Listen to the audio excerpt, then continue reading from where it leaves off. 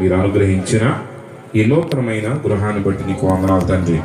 ఇప్పుడే తల్లి గారి యొక్క సాక్ష్యాన్ని మేము ఉన్నాము. ఎన్నో శ్రమలు, ఎన్నో ఆటంకాలు, ఎన్నో ఇబ్బందుల మధ్య ప్రభువా వారికి మీరు ఈ స్థలాన్ని అనుగ్రహించి నాయన ఆర్థిక పరిస్థితులను మీరు సమకూర్చి ప్రభువా ఈ గృహాన్ని ఇంతవరకు నిర్మించడానికి మీరు చూపిన కృపను బట్టి నీకు స్తోత్రాలు. ఈ దినమున ప్రభువా నీ దాసుల ద్వారా అది ప్రతిష్ఠించబడి ఉన్నది, ఎప్పుడో ప్రతిష్ఠించబడి ఉన్నది. అయితే దాని కృతజ్ఞత కూటాన్ని ఈరోజు వారు ఏర్పాటు చేస్తున్నారు తండ్రి. నిశ్చయంగా కూడి వచ్చిన బిడ్డలందరినీ కూడా మీరు జ్ఞాపకం చేసుకోండి. అయ్యా, నువ్వు మా కొరకు చేసిన మేలులకు మేమేమిచ్చి రుణం తీర్చలేం, కానీ మా శరీర ప్రాణాత్మలతో ప్రభువా నీ నామాన్ని ఎల్లప్పుడు స్తుతించే బిడ్డలుగా మేము ఉండినట్లుగా సహాయం చేయండి. ఈ కుటుంబాన్ని మీరు దీవించండి, ఆశీర్వదించండి. ఎల్లప్పుడూ ప్రభువా నీ కనుదృష్టి ఈ గృహం మీద ఉంచండి, మహిమ పొందండి. అలాగే ఈ శబ్ద యంత్రం ద్వారా వాక్యం వినిచిన ప్రతి బిడ్డను కూడా మీరు దర్శించండి తండ్రి. ఇక్కడ కూడిన ప్రతి బిడ్డను కూడా మీరు దర్శించండి. నన్ను నీ ఆత్మ చేత మరుగుపరిచి నాయన నీ ఆత్మ ద్వారా నాతో మాతో మీరు మాట్లాడి మహిమ పొందమని నజరేయుడైన యేసు క్రీస్తు పరిశుద్ధ నామములో ప్రార్థిస్తున్నాం తండ్రి, ఆమేన్. హల్లెలూయా. అందరూ కూడా చెప్దాం హల్లెలూయా. ప్రభువును రక్షకుడైన యేసుక్రీస్తు యొక్క పరిశుద్ధ నామానికి మహిమ, ఘనత, ప్రభావములు ఎల్లప్పుడూ కూడా కలుగును గాక, ఆమేన్. ప్రియమైన సహోదరి సహోదరులారా, మంచిది. ఈ కుటుంబానికి ప్రభు పేరట నా శుభాలు తెలియపరుస్తూ ఉన్నాను. మరి సమయం కొంచెం ఎక్కువ అయింది. నిజానికి మరి దైవజనులు ఏమని చెప్పారంటే, ప్రారంభంలో ముందు భోజన కార్యక్రమాలు అయిన తర్వాత మరి ప్రార్థన ప్రారంభించబడుతుందని చెప్పారు.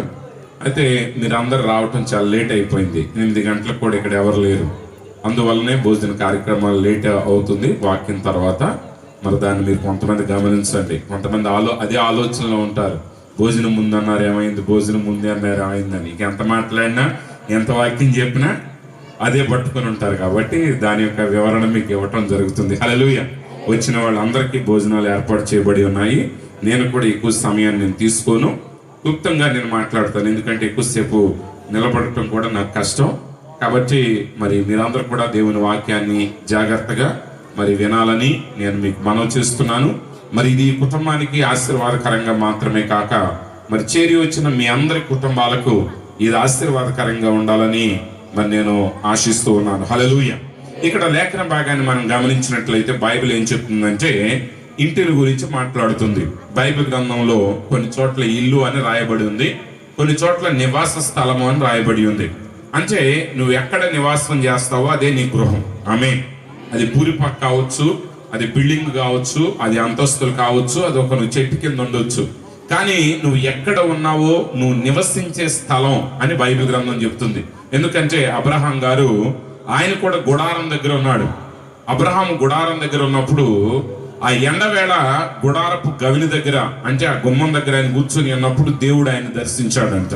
అలాగే మరి లోతు అయితే, లోతును గమనించినట్లయితే లోతు సొదొమల గొప్ప ఇంటిని కలిగి ఉన్నాడు. అయినప్పటికీ కూడా దేవుడు ఆయన ఇంటిని దర్శించలేదు. హల్లెలూయా. ఎందుకంటే బైబిల్ ఏం చెప్తుందంటే ఇల్లు అనేది 2 రకాలు దేవుని దృష్టిలో. మనకి చాలా రకాల ఇల్లు ఉంటాయి, కానీ దేవుని దృష్టిలో 2 ఇళ్ళు ఉన్నాయి. ఒకటి భక్తిహీనుల ఇల్లు, 2 నీతిమంతుని నివాస స్థలం. హల్లెలూయా. ఆమేన్. భక్తిహీనుల గురించి ఇల్లు అని చెప్పాడు, కానీ నీతిమంతుల దగ్గరికి వచ్చేసరికి ఏమన్నాడు? నివాస స్థలం. అంటే నీతిమంతుడు ఎక్కడ ఉంటాడో అక్కడ దేవుడు తన ఆశీర్వాదాలు ఆ నివాస స్థలం మీద పంపిస్తాడు. హల్లెలూయా. కాబట్టి మంచిది. తల్లిగారు చాలా చక్కని సాక్ష్యం చెప్పారు. మీరు ఎప్పుడు కూడా ఒక విషయాన్ని మాత్రం గుర్తుపెట్టుకోవాలి. ఈరోజు ప్రతి వ్యక్తి తాను ఎంత స్థాయికి ఎదిగినా సరే దేవుడు మనల్ని ఏ స్థాయి నుంచి మనల్ని పైకి తీసుకుని వచ్చాడు, మనం ఆ స్థాయిలోనికి రావటానికి గల కారణం ఏంటి, ఎవరి ద్వారా దేవుడు మనల్ని అంత ఉన్నతమైన స్థానానికి తీసుకొచ్చాడు అనే దాన్ని మనం ఎన్నడూ కూడా మరవకూడదు. హల్లెలూయా. ఎందుకంటే ఏ రోజైతే నువ్వు దాన్ని మర్చిపోయావో నీ ఎదుగుదల అక్కడతో ఆగిపోవటం మాత్రమే కాక నీ జీవితంలో నీకు తెలియకుండా నీ పతనం ప్రారంభమవుతుంది. మీలో చాలా మంది గల్ఫ్ దేశాల్లో పనిచేసిన వారు ఉన్నారు. మరి నేను కూడా గల్ఫ్ దేశం వెళ్ళినప్పుడు నేను చూసింది ఏంటంటే వాళ్ళ యొక్క గృహాలు ఎలా ఉంటాయంటే, ఒక డ్రైవర్కి ఇచ్చిన గృహం నేను చూస్తే అది ఎలా ఉందంటే, నేను ఇండియాలో చూసినటువంటి 3 స్టార్ హోటల్ రూమ్ కంటే కూడా చాలా ఖరీదుగా ఉన్నది. హల్లెలూయా. చాలా అద్భుతమైన గృహాలు. మరి లోపల ఇళ్ళు ఎలా ఉంటాయి అంటే వాళ్ళ యొక్క సామాన్యమైన వ్యక్తుల యొక్క గృహాలు ఎలా ఉంటాయంటే రాజభవనాల్లా ఉంటాయి. ఆమేన్. అవునండి.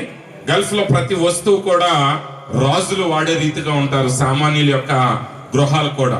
కానీ అంత ధనవంతులు కూడా వారు ఏం చేస్తారంటే ప్రతి సంవత్సరం కూడా 2 నెలలు ఎన్ని నెలలో ఉంది అన్ని నెలలు వాళ్ళు ఎడారిలోనికి వెళ్ళిపోయి మరి ఒక గుడారం లాంటిది వేసుకుని అందులో ఏ సౌకర్యాలు ఉండవు, జస్ట్ కింద చాపలాగా ఉంటది, అక్కడే నివాసం చేస్తారు వాళ్ళు. హల్లెలూయా. అంత ధనవంతులు ఎందుకని అక్కడ నివాసం చేస్తున్నారంటే ఒకప్పుడు వాళ్ళు అక్కడి నుంచి వచ్చారు. ఆమేన్. వాళ్ళు ఎక్కడి నుంచి వచ్చారండి? అక్కడి నుంచి వచ్చారు. దేవుడు వారిని ఆశీర్వదించి ఉన్నతమైన స్థానానికి తీసుకొచ్చాడు కాబట్టి దాన్ని వారి అన్నడు కూడా మరవట్లేదు. అందుకే ఇశ్రాయేలు కూడా ఇవ్వబడిన ఆజ్ఞ ఏంటంటే పర్ణశాలల పండగ ఇవ్వబడింది. ఎందుకంటే ఒకప్పుడు వాళ్ళ అరణ్యంలో మరి ఏ మార్గం లేకుండా వాళ్ళు తిరుగుతూ ఉన్నప్పుడు దేవుడు వారిని ఎలా ఆశీర్వదించి వారు కట్టని పురముల మీదకి, వారు కట్టని గృహాల్లోనికి, వారు నాటని ద్రాక్ష తోటలను వాళ్ళకి ఇచ్చాడనేటువంటి సంగతిని ప్రతి తరము తెలుసుకోవటానికి దేవుడు దాన్ని వారికి అనుగ్రహించాడు. హల్లెలూయా. ఈ మాట నేను ఎందుకు చెప్తున్నానంటే ప్రతి వ్యక్తి తాను వచ్చిన మార్గాన్ని జ్ఞాపకం చేసుకోవాలి. అంతేగాని ఈ రోజు నేను రాజుని, ఈ రోజు నా దగ్గర డబ్బు ఉంది, ఈ రోజు నా దగ్గర బలం ఉంది, ఈ రోజు నేను ఏదైనా చేయగలను, నన్ను అడ్డగించేవాడు ఎవడు లేడు అనుకుని నువ్వు తిరుగుతున్నట్లయితే నువ్వు భ్రమపడుతున్నావు సహోదరుడా, సహోదరుని నేను చెప్తాను. అందుకే దావీదుతో రాజు దేవుడు అన్నాడు, దావీదు ఈ రోజు నువ్వు రాజు అనుకుంటున్నావేమో, కానీ నేను నిన్ను గొర్రెల మందను కాసేవాడి దగ్గర నుంచి నేను ఇక్కడికి తీసుకొచ్చానన్న సంగతిని జ్ఞాపకం పెట్టుకో. హల్లెలూయా.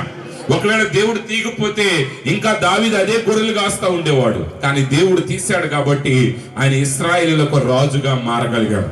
కాబట్టి ఇక్కడ 2 గృహాలు ఉన్నాయి. ఈరోజు మనందరం ఏ గృహంలోనైనా నివాసం చేయొచ్చు. కానీ నిజమైన నివాస స్థలం ఏంటి? బైబిల్ ఏం చెప్తుందంటే భక్తిహీనుల గుడారాన్ని నేను శపిస్తాను అన్నాడు. కాబట్టి భక్తిహీనుల గురించి మనకు అవసరం లేదు, దాన్ని పక్కన పెడదాం. కానీ ఈరోజు భక్తిహీనత అనే పదానికి ఒక చిన్న అర్థం ఏంటంటే వాడికి భక్తి లేదని కాదు. ఆమె ఇక్కడ భక్తిహీనుడు అంటే పాపి అని కాదు. ఇక్కడ భక్తిహీనుడు అంటే దేవుడు అంటే ఏంటో తెలియని వాడని కాదు. ఇక్కడ భక్తిహీనుడు అంటే లోకంలో తిరిగేవాడని కాదు. భక్తిహీనుడు అంటే వాడికి భక్తి ఉంది కానీ భక్తి తక్కువగా ఉంది. రక్తహీనత అంటారు చూసారా? అంటే రక్తం ఉంటది మనిషిలో, అసలు లేకపోతే చచ్చిపోతాడు.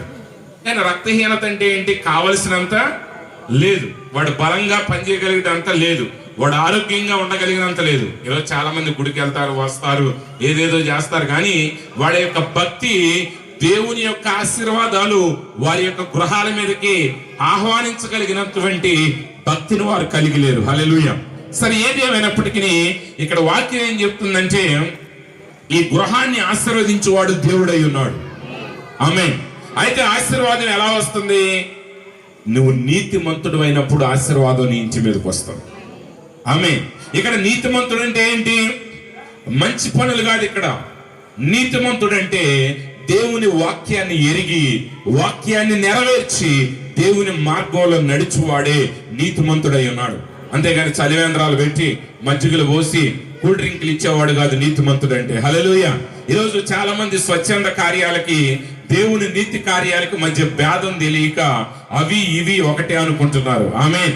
మీరు మంచి పనులు చేయాలి, తప్పదు. ఎవడైనా ఆకలి కొని ఉంటే వాడికి ఆహారం పెట్టండి, ఎవడైనా వస్త్రహీనుడై ఉంటే వాడికి వస్త్రాలు ఇవ్వండి, ఎవరైనా దప్పికతో ఉంటే మంచి వాటర్ బాటిల్తో మంచి నీళ్లు ఇవ్వండి. అవి మంచి కార్యాలు, నీతి కార్యాలు కాదు. ఆమేన్. నీతి అంటే ఏంటంటే ఆయన వాక్యమును నెరవేర్చుట నీతి అయ్యున్నది. ఆయన చిత్తాన్ని నెరవేర్చుట నీతి అయ్యున్నది. ఎప్పుడైతే నువ్వు ఆయన చిత్తాన్ని నెరవేర్చే బిడ్డగా ఉంటావో నీ గృహంలో కొన్ని కార్యాలు జరుగుతాయి. అన్ని నేను చెప్పలేను, కానీ 3 కార్యాల గురించి ఈరోజు నేను మీతో మాట్లాడాలని ఆత్మచేత ప్రేరేపించబడ్డాను. ఆ 3 కార్యాలు నేను మీతో చెప్పి నేను ముగిస్తాను. కీర్తన గ్రంథము 118వ కీర్తన 15వ వచనం. కీర్తన గ్రంథం 118వ కీర్తన 15వ వచనం. నీతిమంతుల గుడారములలో రక్షణను గూర్చిన ఉత్సాహ సునాదము వినబడు. యెహోవా దక్షిణ హస్తము సాహస కార్యములను చేయును. హల్లెలూయా. ప్రియమైన సోదరు సహోదరులారా, యెహోవా ఆశీర్వాదం అంటే ఏంటి? ఆశీర్వాదం అంటే ఒకప్పుడు మేము గుడిసెలో ఉండేవాళ్ళం అండి, ఇప్పుడు 3 అంతస్తుల బిల్డింగ్ కట్టుకున్నాం. ఒకప్పుడు మా ఇంట్లో బంగారం ఉండేది కాదండి, ఈరోజు ఉన్న బ్యాంకుల్లో మా బంగారాన్ని రాయటానికి కావాల్సిన లాకర్లు లేవు. ఇవి కాదు ఆశీర్వాదం, ఇవి కాదు నిజమైనటువంటి ఆనందం. ఎందుకంటే ఇవన్నీ కలిగి కూడా ఇంటిలో మనుషుల మధ్య సమాధానం, ఇంటిలో మనుషుల మధ్య ప్రేమ, ఇంటిలో దేవుని గురించినటువంటి ఉత్సాహం అనేది లేనట్లయితే దానివల్ల ప్రయోజనం లేదు. ప్రియమైన సహోదరి సహోదరుడు, బైబిల్ చెప్తుంది, నీతిమంతుని గుడారములలో రక్షణను గూర్చిన ఉత్సాహ సునాదం వినబడదు. అంటే నీతిమంతుని గృహం ఎలా ఉంటుందంటే, నీకు కలిగినటువంటి శ్రమల్లో నుంచి దేవుడు నిన్ను విడిపించినప్పుడు నువ్వు గొప్ప ఆనందాన్ని కలిగి ఉంటావు. ఆమేన్. అవునండి, నీకు ఒక శ్రమ వచ్చింది, నువ్వు శ్రమలో ఉన్నావు, నువ్వు శ్రమలో నుంచి నీకు విడుదల కలిగినప్పుడు నీకు ఎలా ఉంటుందంటే గొప్ప ఉత్సాహం కలుగుతుంది. ఈరోజు ఇంతమందిని వీరందరూ కూడా పిలిచి ఇంత ఉత్సాహంగా, ఇంత ఖర్చు పెట్టి, ఇంత వేల చెల్లించి మరి ఈ మీటింగ్ ఏర్పాటు చేయగల కారణం ఏంటి? ఈ మీటింగ్ ఏర్పాటు చేయాలంటే చాలా డబ్బులు అవుతుంది. ఒక 50,000 అవుతుంది, 60,000 అవుతుంది, నాకు తెలియదు, కానీ కొన్ని వేల రూపాయలు ఖర్చు అవుతుంది. దీంతో మరి ఒకవేళ ఈ మీటింగ్ లేకుండా వాళ్ళ ఇంట్లో ఏదో ఒక వస్తువు తయారు చేయించుకోవచ్చు. కానీ ఎందుకు చేయించారంటే దేవుడు చేసిన కార్యం నీ హృదయంలోనికి వచ్చినప్పుడు అది నీలో ఆనందాన్ని కలిగిస్తుంది. హల్లెలూయా. ఒకవేళ మీ అబ్బాయి 10th క్లాస్ 2 సంవత్సరాలు తప్పాడు అనుకుందాం, 3వ సంవత్సరం వాడిని కష్టపడి చదివించారు, వాడి దగ్గరుండి నువ్వు చదివించావు, వాడికి ఈ సంవత్సరం 100కి 100 మార్కులు వచ్చినాయి అనుకోండి. ఆ విషయం నీకు తెలియగానే నీవు ఎంత పెద్ద వయసు ఉన్నవాడైనా దాని సంగతి మర్చిపోయి అక్కడే గంతులు వేయటం మొదలు పెడతావు. హల్లెలూయా. ఎందుకంటే ఒకప్పుడు తప్పినటువంటి నీ కుమారుడు ఈ రోజు ఏమయ్యాడు? పాస్ అయ్యాడు, ఉత్తీర్ణుడయ్యాడు. అది నీలో ఏం కలిగిస్తుంది అంటే గొప్ప ఆనందాన్ని కలిగిస్తుంది. అలాగే ప్రతి గృహంలోనూ శ్రమలు ఉంటాయి, ప్రతి మానవుడు శ్రమలు ఎదుర్కొంటాడు. నీతిమంతుని ఇంట్లో శ్రమలు ఉంటాయి, పాపి ఇంట్లో శ్రమలు ఎదురుంటాయి. కానీ నీతిమంతుడికి పాపి ఇంటికి తేడా ఏంటంటే, పాపి ఎప్పుడు అదే బాధను బట్టి ఏడుస్తూ ఉంటాడు. వాడి ఇంట్లో ఎప్పుడు మూలుగులే ఉంటాయి. అయ్యో అది లేదు, ఇది లేదు, అట్లా లేదు, ఎట్లా లేదు, అలా ఉన్నాం, ఇలా ఉన్నాం. ఒకసారి నేను ఒక ఇంటికి వెళ్ళాను. ఒక ఇంటికి వెళ్ళినప్పుడు ఆ ఇంట్లో ఆ ఇల్లు అంతా చూసిన తర్వాత ఆ ఇంటి యజమానురాలు చెప్తుంది, అయ్యగారు అన్ని బాగానే చేసామండి, ఈ కింద వేసిన ఈ యొక్క దాన్ని ఏమంటారు, ఆ టైల్స్ దిక్కుమాలిన టైల్స్ అండి, మంచి టైల్స్ కాదు, నేను కొంచెం ఖరీదు ఎక్కువ పెట్టమంటే మా ఆయన వినలేదు అని చెప్తుంది.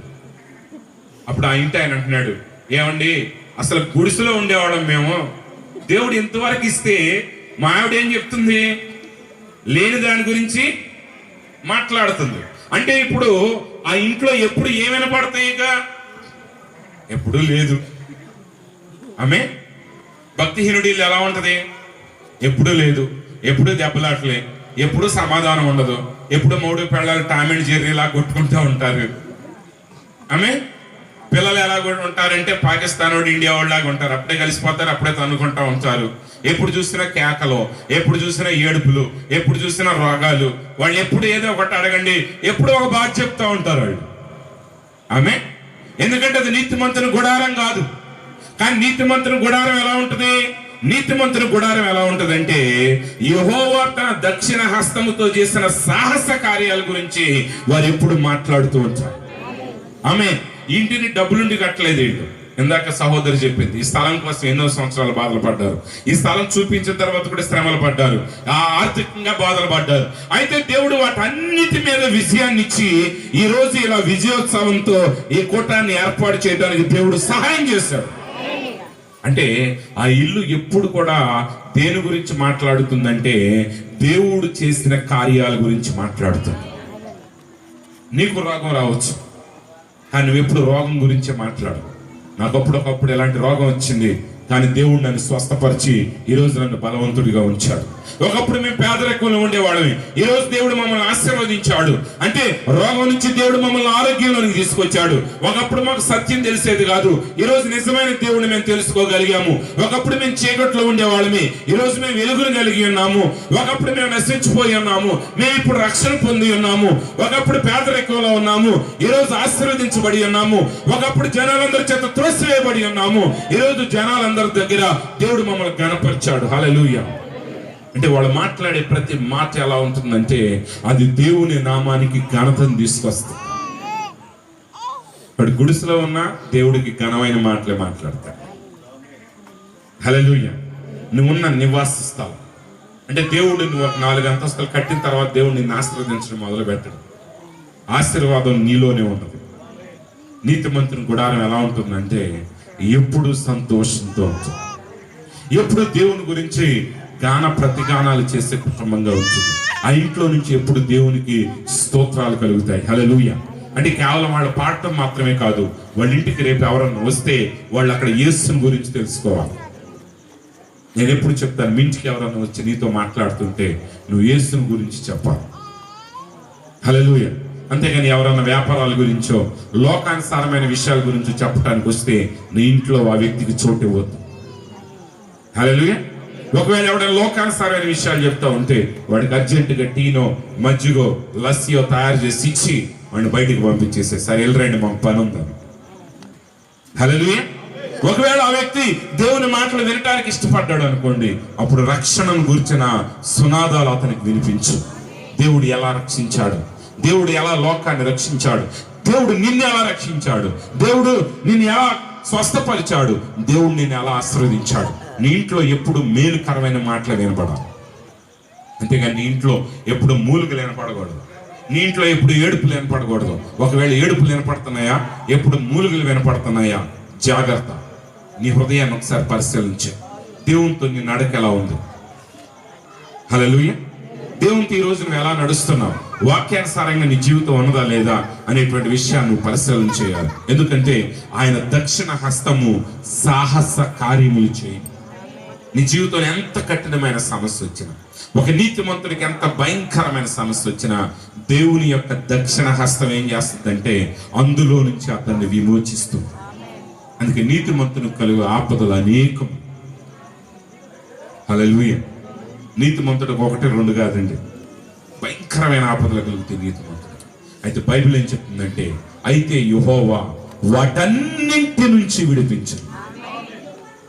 ఆమె ఆ అన్నింటి నుంచి విడిపించినప్పుడు ఎంతో సంతోషం ఉంటుంది ఒక క్రైస్తవుడి ఇంట్లో. ఒక క్రైస్తవుడి ఇంట్లో అంత ఆనందం ఉంటుంది.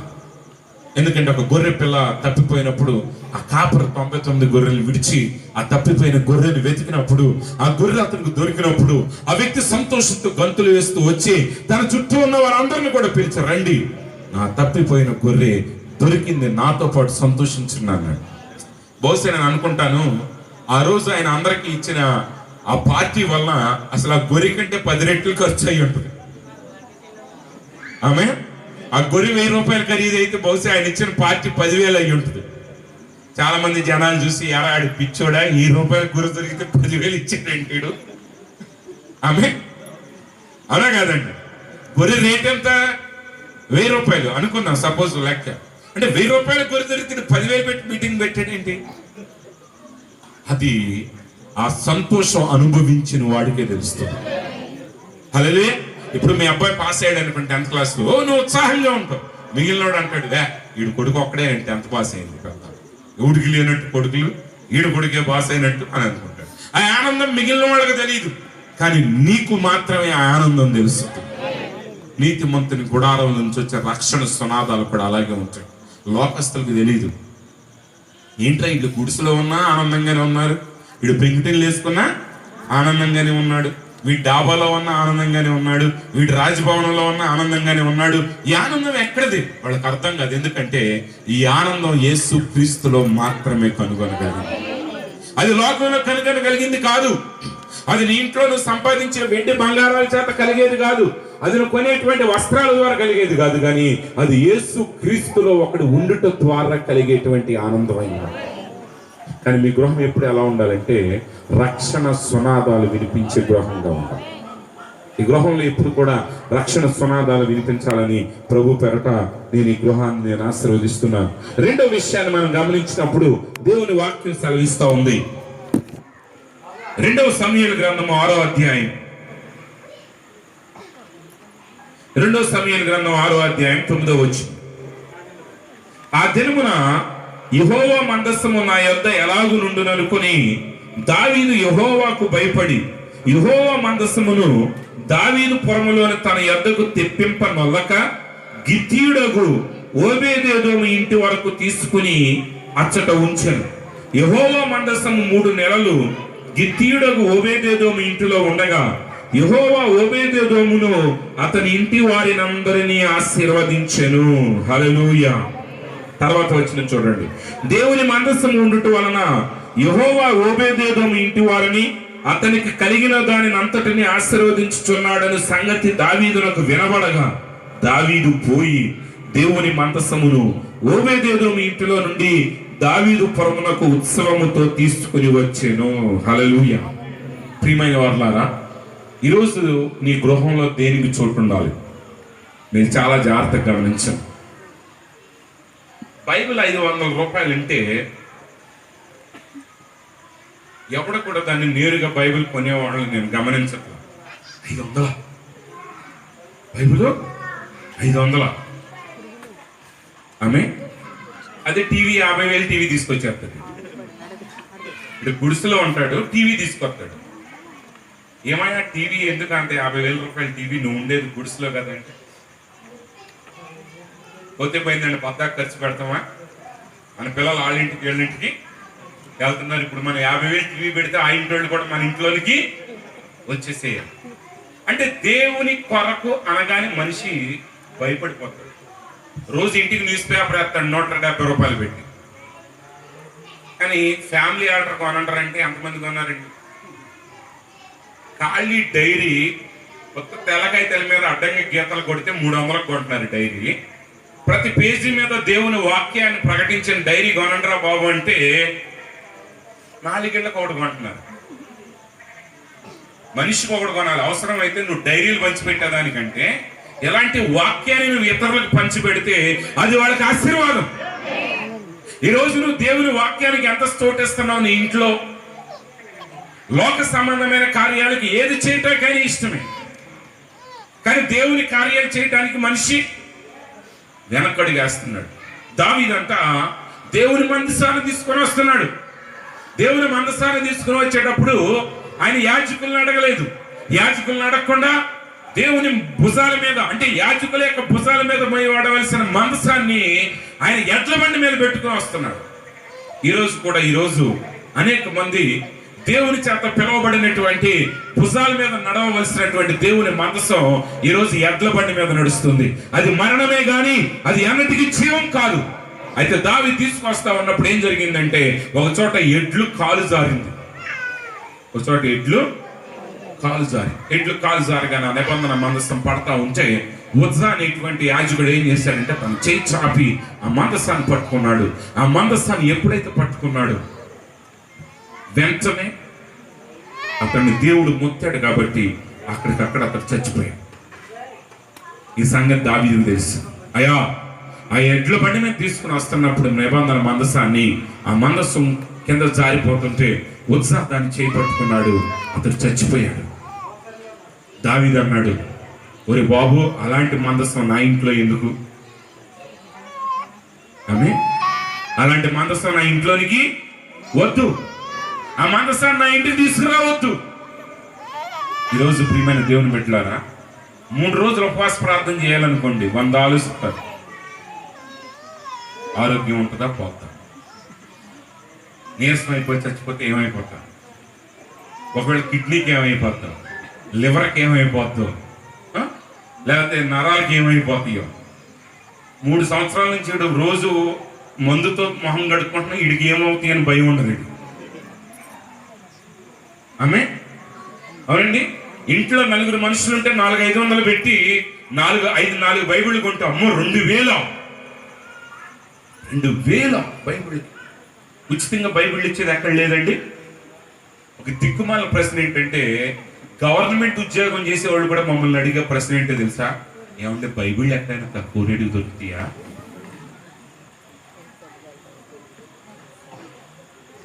జీవితాంతం నిన్ను పరలోక రాజ్యాన్ని చేర్చి నీ కుటుంబాన్ని ఆశీర్వదించి నిన్ను భక్తి మార్గంలో నడిపేటువంటి దేవుని వాక్యానికి నువ్వు ఎంత చోటిస్తున్నావు? 7 ముద్రల పుస్తకాలు ఉచితంగా పంచిపెట్టినంతకాలం మనిషికి 4 తీసుకున్నాడు. అంటే ఊరికి నొత్తి ఇంకో పోగంట. మీ భాష ఇక్కడ ఏరియాలో ఎలా అంటారు కానీ, ఉచితంగా పోగేస్తే ఏమన్నాడంట, ఇంకో పోగి ఏమన్నా అన్నాడంట, మాంసం. అదే డబ్బులైతే ఆఫ్. అదే మనిషి లోకాని కోసం ఖర్చు పెట్టేసరికి ఎంత ఖర్చు పెడతాడు చూడండి. ఈరోజు నేను ఈ మాట ఎన్నిసార్లు చెప్తున్నానంటే, నువ్వు ఖర్చు పెట్టే దేనికి ఎక్కువ ఖర్చు పెడుతున్నావు? దేవుని వాక్యానిక, లోకానిక? ఆడెవడో చావగానే దావీదుకి భయం వేసి నిబంధన మందసాన్ని ఆపేశాడు. చాలా మంది అంటారు, మరి ఎవరో 3 రోజులు ఉపవాసం ఉన్నారంట, అది పళ్ళు కదిలిపోయినాయి. అసలు ఈడు ఒక్కరోజు కూడా ఉండేది లేదు. ఈడు అందరికి చెప్తే మొదలెడతాడు, 30 రోజులు ఒకడు ఉపవాసం ఉన్నాడంటే అది పళ్ళు కదిలిపోయింది. ప్రార్థన ఎక్కువ చేయకూడదు, సాతానుడు ఎలుగు దోషం వేసుకుని వస్తాడంట. అసలు ప్రార్థన చేయకపోతే అసలు నేను వెనకాలేసి తిప్పేది ఆడే. అంటే దేవుని కార్యాలు అనగానే ఎంత భయవోచాలి. ప్రతిరోజు గంటసేపు ప్రార్థన చేయండి అన్నాం అనుకో, ఎక్కడ కుదురుద్దండి. పాస్టర్ల కంటే పని పాట ఉండదు. అంటే గంట కాకపోతే 2 గంటలు చెప్తాను. నేను పొద్దున్నే లేగాలి, వంట చేయాలి, బట్టలు ఉతకాలి, లేకపోతే నేను పొలం పనులకి వెళ్ళాలి, నేను గేదెందోలికి వెళ్ళాలి, పొలంలో కష్టపడి రావాలి, ఎవరి టెండలో కష్టపడి వచ్చి ఒక రోజు బైబిల్ చదవడానికి ఎట్ట కుదురుద్ది. కానీ 3 గంటల సినిమా చూస్తాడు. ప్రతిరోజు ఏ అగ్ని పూలు మొగల పూలు ఏది వదలకుండా కంటిన్యూగా చూస్తానే ఉంటాడు. రాత్రి చూసిన జాలక మళ్ళీ పగలు చూస్తాడు. వాక్యం దగ్గరికి వచ్చేసరికి అసలు ఖాళీ ఎలా ఆశీర్వదిస్తాడు దేవుడు నిన్ను. ఆమె 50,000 రూపాయలు, 1,00,000 రూపాయలు ప్లాస్మా టీవీ, ఎల్ఈడి టీవీ కొంటే ఆశీర్వాదం కాదు. అది నీ కంపెనీ బాగు చేస్తుందో నాశనం చేస్తుందో చూసుకో. హల్లెలూయా. నువ్వు ఒక 500 రూపాయలు పెట్టావు, ఒక 1000 రూపాయలు పెట్టావు, ఒక బైబిల్ నీ ఇంట్లో పెట్టావంటే, వాక్యాన్ని నీ ఇంట్లో పెట్టావంటే, ఆ వాక్యం నిన్ను, నీ కుటుంబాన్ని, నీ ఇంటికి వచ్చిన ప్రతి వాడిని కూడా సరైన మార్గంలో ఎలా నడిపించాలో వాడికి నేర్పిస్తాం. ఈరోజు నువ్వు పోగు చేయాల్సిన సినిమా పాటలు కాదు, దేవుని సేవకుని యొక్క వాక్యాలను పోగు చేయాలి. దేవుని యొక్క సన్నిధిని ఎల్లప్పుడూ నీ ఇంట్లో రక్షణ సునాదాలు వినిపించాలి. సినిమా సంగీతాలు ఈరోజు సగం మంది క్రైస్తవులు కాదు, 99% క్రైస్తవుల యొక్క ఇళ్లలో ఇళ్ళనాల కొంపలనాల. బైబిల్ ఏం చెప్తుందంటే నీతిమంతుడు నివాసించు స్థలం. ఈరోజు దేనికి విలువ ఉంది? చచ్చిపోగానే జాగ్రత్తగా తీసుకెళ్లాలా, వదిలేసి వస్తాడా? ఆమె చనిపోయాడండి. చనిపోతే మందసాన్ని వదిలేస్తావా నువ్వు? ఆమె కానీ దావీదు ఏం చేశాడు? వద్దు, మందసం నాకు వద్దు. మందసం ఎప్పుడైతే వద్దాను కానీ ఎవరి ఇంట్లో పెట్టాలి? ఇప్పుడు తెలివి కలిగిన వాళ్ళు ఇశ్రాయేలీయులు అందరికీ భయం వేసింది. ఆమె ఇశ్రాయేలీయులు అందరికీ భయం వేసి, పతోడు మా ఇంటికి వద్దండి, మా ఇంటికి వద్దు. నువ్వు ఎవరిని వద్దంటున్నావు తెలుసా నీకు? ఆమె దేవుడు ఎవరిని వద్దనమన్నాడో వాడిని వదిలేసి దేవుడిని ఇంటికి పంపినటువంటి వ్యక్తిని నువ్వు వద్దంటున్నావు. ఆమె ప్రతి వ్యక్తి మందసం నాకు వద్దన్నాడు. ప్రతి ఇశ్రాయేలీయుడు మందసాన్ని తన ఇంటిలో పెట్టుకోవడానికి ఇష్టపడలేదు. ఈరోజు గుడిసెల్లో ఉన్నవాళ్ళు, ఒకప్పుడు గొడ్ల సావుల్లో ఉన్న ఒక ఆయన చెప్పుకొచ్చాడు సేవకుడు. ఒక ఆయన ఆ ఊరు వెళ్ళినప్పుడు పాస్టర్ గారు అక్కడ గొడ్ల సావుల్లో ఉండేవాడు. ఆయన యేసు ప్రభు గురించి చెప్పి ఆయన ప్రార్థన చేయడం మొదలుపెట్టిన తర్వాత ఆయన దేవుడు ఆశీర్వదించి 3 అంతస్తుల బిల్డింగ్ కట్టాడు. ఇప్పుడు ఆయన ఇంట్లో గొడ్డల సావుళ్ళు ఉన్నాయి. ఒకరోజు పాస్టర్ గారు వెళ్ళి మీ ఇంటి దగ్గర ప్రతి ఆదివారం మీటింగ్ పెట్టాలని నాకు ప్రేరేపణ ఇచ్చిందంటే అప్పుడు ఆయన అన్నాడంట, అదిగోండి గొడ్ల సావుడు ఖాళీ ఉంది, బాగు చేసుకుని పెట్టుకున్నాను. ఆమె చాలా జాగ్రత్త. మందసాన్ని రానిలేదు అండి. అప్పుడు ఏ ఇశ్రాయేలీయుడు మందసాన్ని రానిలేదు. అప్పుడు దావీదు ఆలోచించాడంట, ఏ దిక్కుమాలినోడు ఉంటాడు, పనికిమాలినోడు. కొన్నిసార్లు ఉంటారు కదా, మనోళ్ళు ఏం చేస్తారంటే పనికిరాని వాటిని పనికిమాలిన వ్యక్తులు ఎవడన్నా దొరుకుతారేమని ఎదురు చూస్తూ ఉంటాడు. అట్లాగే ఒక గిత్తీయుడు దొరికాడంట. గిత్తీయుడు అంటే ఇశ్రాయేలీయుడు కాదు, అన్యుడు. ఆమె ఆ గిత్తీయుడితో చెప్పాడు, అదే కీడు బోడేదో నీకే వస్తుంది కానీ శుభ్రంగా నీ ఇంట్లో పెడతాం. నిజం, ఆడికి అందరూ దేవుళ్ళే కాబట్టి ఈయన కూడా దేవుడు. సరే బాబు దేవుడు అంటున్నారు కదా, మంచు చెడో బాధల ఇబ్బందులు నేనే పడతాను, మా ఇంట్లో పెట్టండి అని చెప్పి ఆయన ఇంట్లో పెట్టించుకున్నాడు అంట దాన్ని. హల్లెలూయా. ఒక అన్యుడు ఎక్కడ పెట్టుకున్నాడు దాన్ని? ఇంట్లో పెట్టుకున్నాడు. అసలు నిజానికి అది ఎవరింట్లో ఉండాలి? అది దావీదు ఇంట్లో ఉండాలి, లేకపోతే ఇశ్రాయేలు యొక్క గోత్రీకుల ఇంట్లో ఉండాలి దేవుడి మందసం. కానీ ఎవరింటికి వెళ్ళింది? ఒక అన్యుడి ఇంటికి వెళ్ళింది. దావీదు అనుకున్నాడు, అమ్మయ్యా అది కన్నా నా ఇంటికి వచ్చి ఉంటే ఏమైపోయేదో, మా పెద్దావిడికి కాళ్ళు నొప్పి వచ్చేదో, నా చిన్న పిల్లలకి ప్రాబ్లం వచ్చేదో. ఎందుకంటే మనోడికి 4-5 భార్యలు కదా దావీదుకి. ఆమె కాబట్టి అమ్మయ్య ఆ కీడుని ఎట్టాగొట్టగా దూరం చేసేసుకున్నాం. కీడునిగా దూరం చేసుకున్నది, ఆశీర్వాదాన్ని దూరం చేసుకున్నాం. 3 నెలల తర్వాత వార్త ఒకటి వచ్చింది. అయ్యా, గిత్తీయుడు అయినా ఓబేదేదు ఏమయ్యాడు, పోయాడా? దేవుడు వాడి ఆత్మకు శాంతి కూర్చుని కాక వాడికి 5 లక్షల బీమా ఇచ్చి పారేయండి అన్నాడు. వాళ్ళు అన్నారు, ఏందండి 5 లక్షల బీమా ఇచ్చేది? దేవుడు ఆయన ఇంటిని మొత్తాన్ని ఆశీర్వదించాడు. ఈ 3 నెలల్లోనే జిల్లాలో సగం భూములు కొనిపారేశాడు. అంత మాత్రమే కాదు, 3 నెలల్లో ఓబేదేదోము ఇంటిలో ఉన్న వాళ్ళు అందరూ ఆశీర్వదించబడ్డారు. ఓబేదేదోముకున్న పశువులన్నీ ఆశీర్వదించబడ్డాయి. ఓబేదేదోము కలిగిన వారందరూ ఆశీర్వదించబడ్డారు. ఎన్ని నెలల్లో? 3 నెలలు. అప్పుడు దావీదు అనుకున్నాడు, అయ్య బాబోయ్, ఎలా అని తెలిస్తే నేను అసలు ఆయన ఇంట్లో ఎందుకు కీడు అనుకున్నాను, ఇంకొకటి సత్తాడని నేను ఎదురు చూస్తున్నాను. కానీ ఈయనేమయ్యాడు? ఆశీర్వదించబడ్డాడు. ఓబేదేదోము మాత్రమే కాదు, ఓబేదేదోము ఇంటి వారందరూ ఆశీర్వదించబడ్డారు. ఓబేదేదోము కలిగినదంతా ఆశీర్వదించబడ్డాడు. ఆయన పొలాలు ఆశీర్వదించబడ్డాయి, ఆయన పశువులు ఆశీర్వదించబడ్డాయి, ఆయన వ్యాపారాలు ఆశీర్వదించబడ్డాయి, ఆయన ఇంట్లో నివసించి ఆయన భార్య, పిల్లలు, చుట్టాలు, పక్కాలు, ఆయన ఇంటికి వచ్చిన ప్రతి వాడు ఆశీర్వదించబడ్డాడు. అప్పుడు దావీదుకు బుద్ధి వచ్చింది, అది కీడు కాదు, అది ఆశీర్వాదం. నిజానికి ఓబేదేదోము పొందిన 3 నెలల ఆశీర్వాదం దావీదు ఇంటికి రావాలి.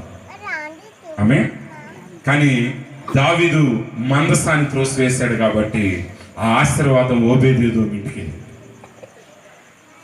విచారకరమైన విషయం ఏంటంటే, ఈరోజు హిందువులు ఉదయం 1 గంట, సాయంత్రం 1 గంట ఏదో ఒక పాస్టర్ వాక్యం పెట్టుకుని ఉంటున్నారు. ఆమె కానీ క్రైస్తవులు మాత్రం ఏదో 1 గంట ఏదో ఒక సినిమా పెట్టుకుని ఉంటున్నారు. హల్లెలూయా, అవునండి. ఇప్పుడు వాడిల్లు ఆశీర్వదించబడుతుంది, నీతిమంతుడని పిలవబడే వీడింట్లోనే శాపం వస్తుంది. దావీదు ఇల్లు ఆశీర్వదించబడాలి, కానీ ఓబేదేదోము ఇల్లు ఎందుకు ఆశీర్వదించబడిందంటే దేవుని నిబంధన మందసాన్ని త్రోసివేశాడు. సహోదరి సహోదరుడా, ఈరోజు దేవుని నిబంధన మందసానికి నీ ఇంట్లో చోటిస్తున్నావా, త్రోసేస్తున్నావా? అందుకే బైబిల్ ఏం చెప్తుందంటే, ద్వితీయోపదేశకాండం 6వ అధ్యాయం, ద్వితీయోపదేశకాండం 6వ అధ్యాయం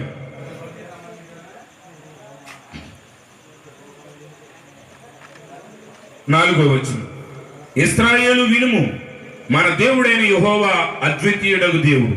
నీ పూర్ణ హృదయముతోను, నీ పూర్ణాత్మతోను, నీ పూర్ణ శక్తితోను నీ దేవుడైన యెహోవాను ప్రేమింపవలెను. నేడు నేను నీకు ఆజ్ఞాపించి ఈ మాటలు నీ హృదయంలో ఉండవలెను.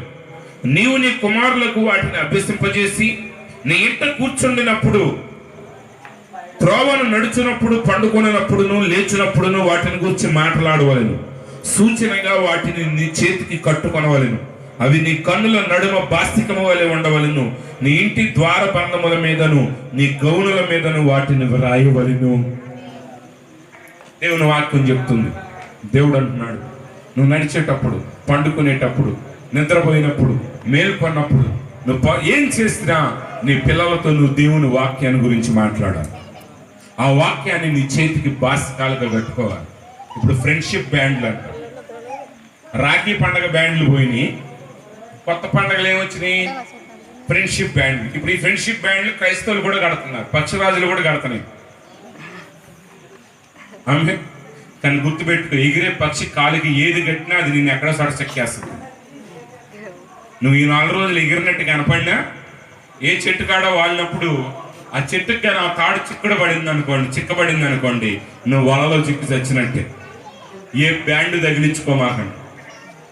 ఆమె ఎవరితో బంధాలు ఏర్పరచుకోమాకండి. ఫ్రెండ్షిప్ బ్యాండ్ లేదు, రాఖీ బ్యాండ్ లేదు, ఇంకే బ్యాండ్ లేదు. నీ చేతికి కట్టబడితే అది వాక్యమై ఉండాలి. బైబిల్ చెప్తుంది, అది నీ బాసిక, ఈ నొసట మీద బాసికం వలె కట్టుకోవాలి. తర్వాత నీ ఇంటి గౌని మీద, గోడల మీద దేవుని వాక్యాన్ని రాయాలి. ఇప్పటికిప్పుడు అందరి ఇళ్ళకి వెళ్దాం చెక్కింగ్కి. ఎంతమంది ఇళ్లలో సినీ స్టార్ల ఫోటోలు ఉంటాయి, రాజకీయ నాయకుల ఫోటోలు ఉంటాయి, క్రికెటర్ల ఫోటోలు ఉంటాయి, ఏముంటాయి చెప్పండి? గంట సేపు ఇక్కడ ప్రార్థన చేస్తారు, కన్నీటి ప్రార్థన చేస్తే దుప్పట మొత్తం తడిసిపోద్ది. కానీ ఇంటికి వెళ్ళి పడుకున్నా సరే కళ్ళు తెరిచేసరికి శ్రీదేవి, అమితాబ్ బచ్చన్, కపిల్ దేవ్, సచిన్ టెండూల్కర్ వీళ్ళు కనపడతాం.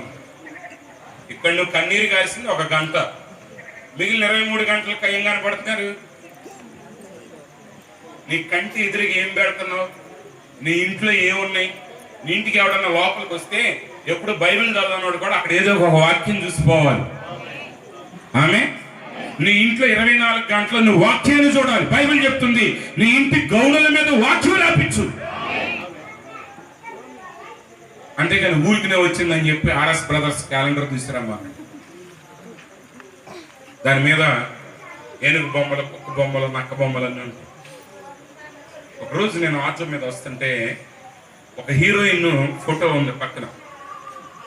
ఆ హీరోయిన్ ఫోటో ఉంటే ఒక చిన్న పిల్ల, నాకు బహుశా 5-6 సంవత్సరాలు ఉంటాయో, 7 సంవత్సరాలు ఉంటుంది ఆ పిల్ల.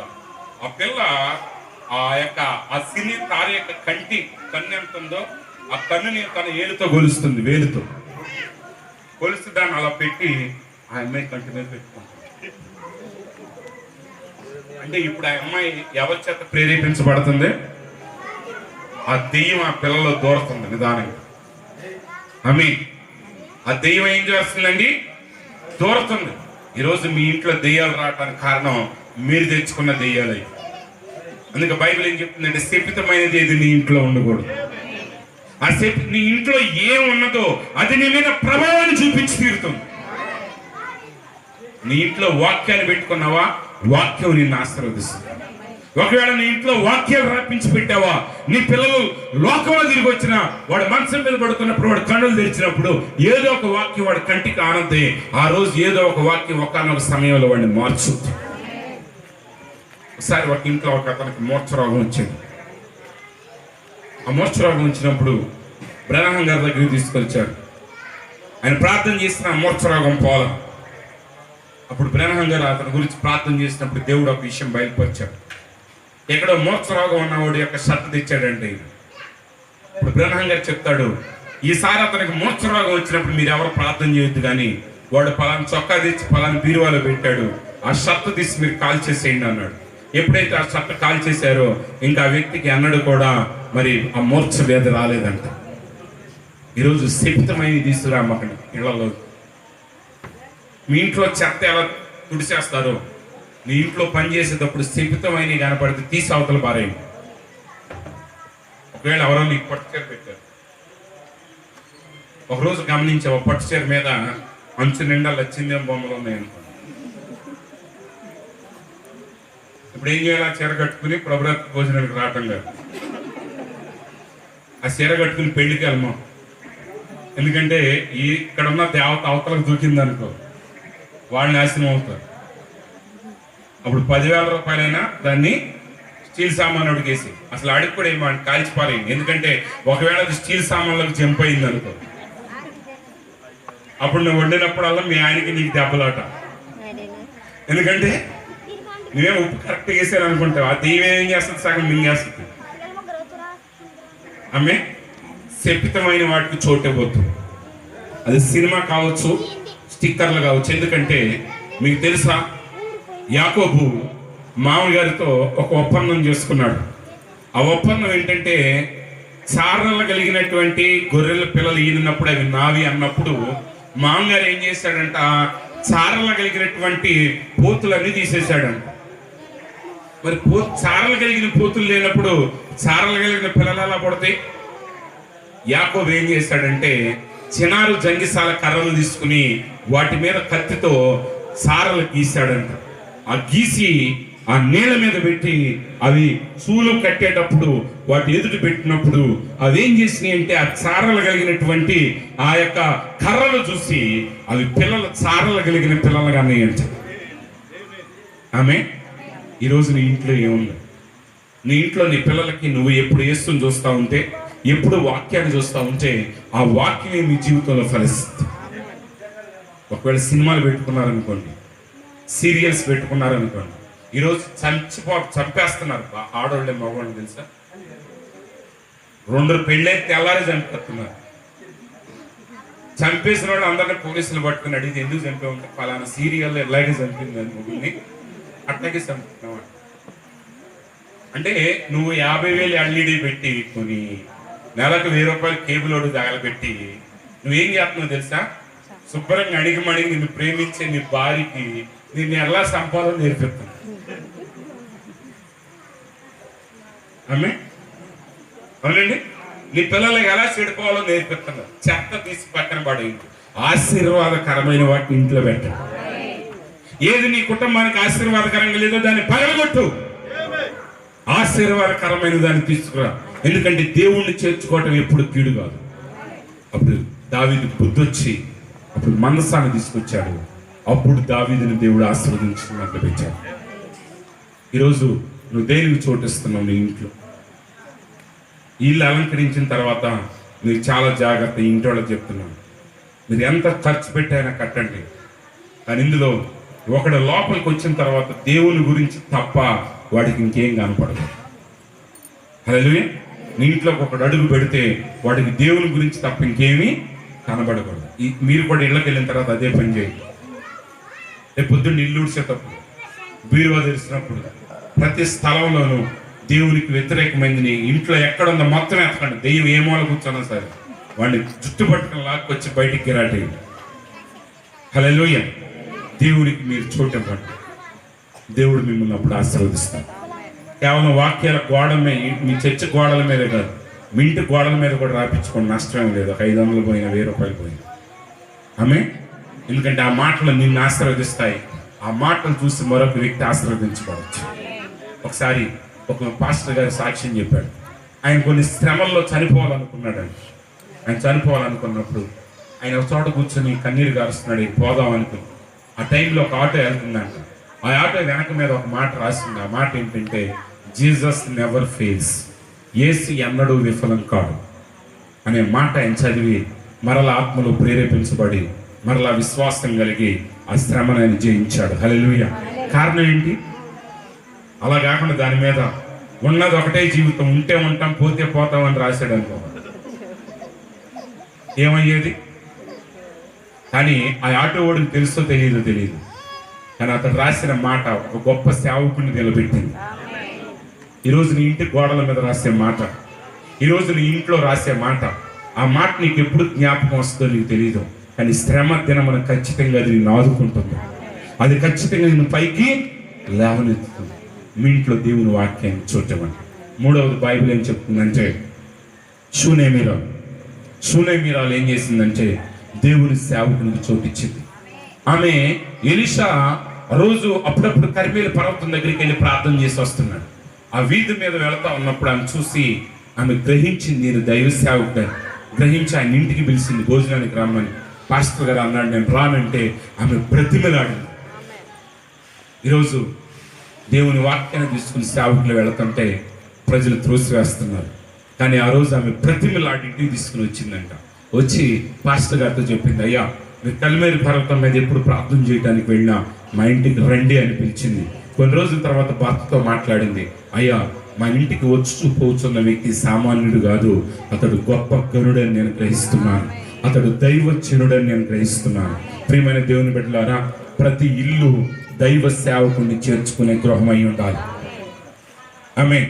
నీ కుటుంబం, నీ నివాస స్థలం ఆశీర్వదించబడాలి అంటే నీ గృహం దేవుని సేవకుని చేర్చుకోవాలి. అందుకే బైబిల్ చెప్తుంది, మీరు ఏ ఇంటికి వెళతారో, ఒక గ్రామానికి వెళ్ళినప్పుడు ఏ ఇల్లు యోగ్యమైందో కనుగొని ఆ ఇంట ప్రవేశించండి, ఆ ఇంటి వారికి శుభమని చెప్పండి. ప్రవక్తని చేర్చుకునేవాడు ప్రవక్త ఫలం పొందును, నీతిమంతుడిని చేర్చుకునేవాడు నీతిమంతుని ఫలం పొందును.